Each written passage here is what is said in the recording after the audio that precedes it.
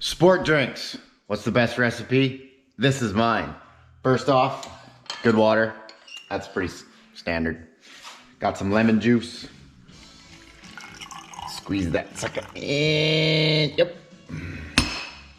Second, yeah, sea salt. I'm doing it. Obviously, make sure you got a good quality sea salt. I'm using Avena sea salt, which unfortunately is no longer available because you can't find ocean water clean enough.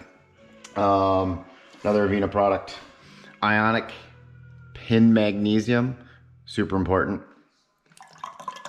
This is like the magic secret to sport fitness, not cramping, being able to freaking pin it for as long as you can.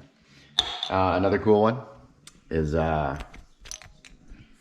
ionic zinc, super good for sports recovery, building tissue cells, all sorts of immunity functions, like zinc.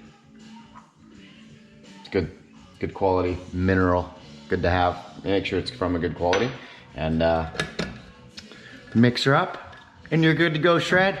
Get your shred on, folks. Enjoy.